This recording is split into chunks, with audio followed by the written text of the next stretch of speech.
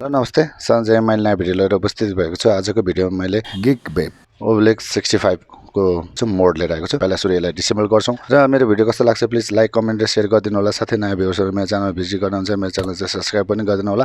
साथै बेल आइकन पनि प्रेस गरिदिनु होला र कस्तो भिडियो हजुरलाई चाहिन्छ प्लिज कमेन्ट पनि गरिदिनु होला। त्यही अनुसारले मैले भिडियो लिएर आउने प्रयास गर्ने होला छु भन्दै जुन यो Geekvape Obelisk 65 को यो जुन पोर्ट मोडलाई चाहिँ डिसेबल गर्ने वाला छौं र त्यो भिडियो हेर्नु भन्दा अगाडि चाहिँ मेरो च्यानलको सानो प्रोमो पछि चाहिँ हामी यसलाई सुरुवात गरौँ है त।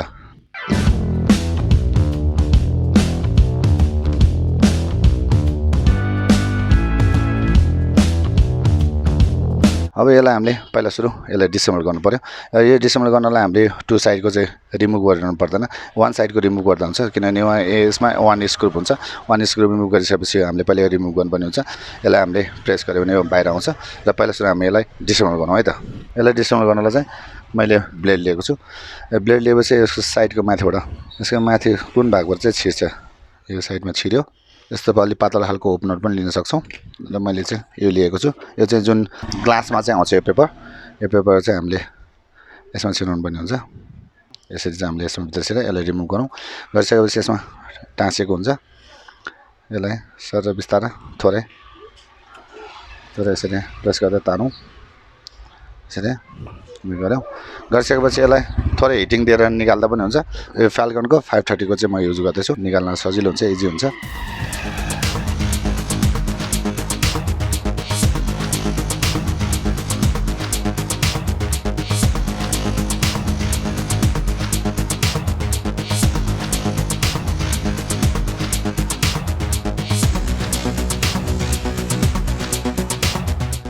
वान फर साइडको यसमा वान स्क्रू छ, यसरी यो निकाल्नुपर्ने हुन्छ।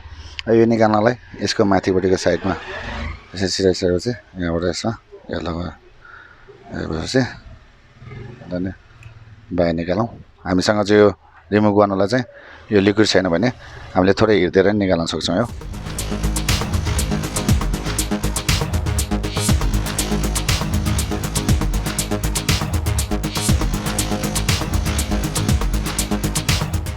यसरी निकाल्यो, यो यहाँ आयो।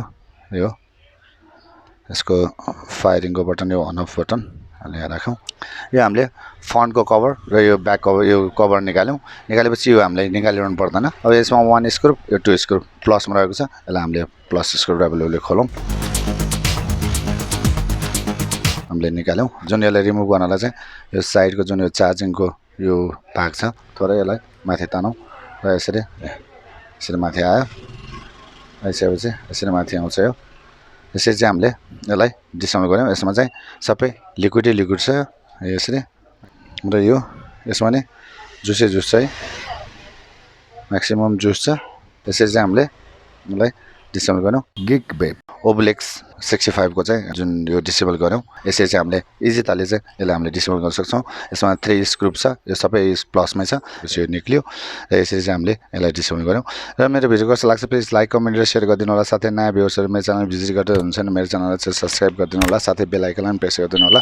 कस्तो भिडियो हजुरलाई चाहिन्छ प्लिज कमेन्ट पनि गरिदिनु होला। र यसमा चाहिँ जम्मा 1-2 स्क्रू र यसमा चाहिँ 3 स्क्रू जम्मा टोटली 5 स्क्रू प्लसमा रहेको छ। यो रिमुभ गरिसकेपछि यसरी इजी तरिकाले चाहिँ सबै यसरी चाहिँ रिमुभ हुन्छ। यो सजिलो तरिकाले चाहिँ हामीले रिमुभ गर्न सक्छौँ। यो पछाडिको रिमुभ नगरिकन यो अगाडि यो जुन चार्जिङ साइडको चाहिँ यो र यो रिमुभ गरिसकेपछि चाहिँ कभर रिमुभ गरिसकेपछि यसलाई हामीले इजी तरिकाले चाहिँ यसलाई डिसेबल गर्न सक्छौँ भन्दै अर्को भिडियोमा चाँडो भेट्ने बाचा गर्दै यो भिडियोबाट चाहिँ म बिदा लिन चाहन्छु।